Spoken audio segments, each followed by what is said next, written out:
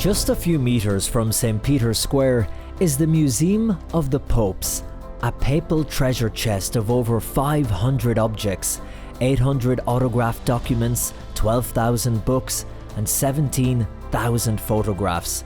The director of the exhibition is Ivan Marsura, and collecting papal objects has been a passion of his from a young age. I was more or less 15 years old when I was in the seminary in Vittorio Veneto, which was the first diocese of Pope John Paul I.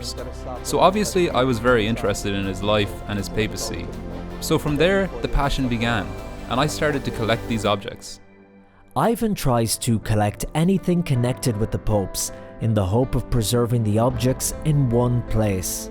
All the material that I'm collecting, I do it free of charge, on my own time. The items themselves, sometimes I have to buy, or many times they are donations from the Vatican. There are many precious items in this small museum, but 4 years ago, Ivan uncovered something that even he couldn't believe. He discovered previously unpublished negative photographic plates from 1898 of the famous Shroud of Turin. For me, I was incredibly emotional, because obviously I was holding in my hand something related to the shroud, which I consider a genuine relic of the Passion of Christ.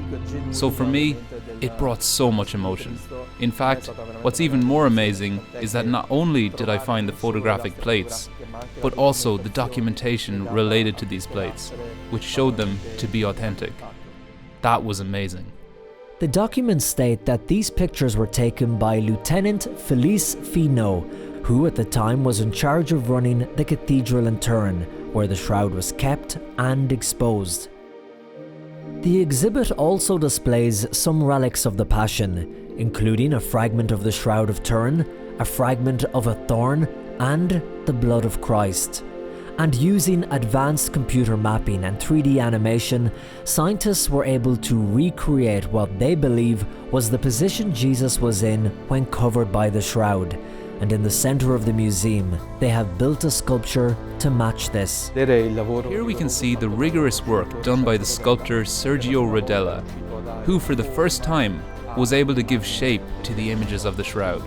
So, if we take the shroud and we wrap it around this body, all the proportions match precisely. And you can see from this how the details on the shroud line up with the sculpture below. This is the first time we see, when the shroud is resting on a sculpture, that the proportions match 100%. Even the blood itself has been completely mapped and reproduced on the sculpture.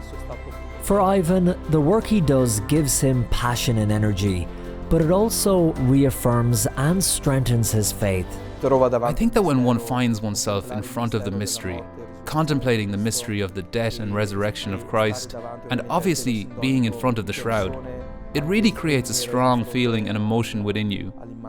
For me, the shroud remains a true and proper relic. This Easter weekend, Ivan is making the final touches to his exhibition on the Shroud of Turin, which is about to open to the public. In Rome, Colm, Flynn, EWTN News.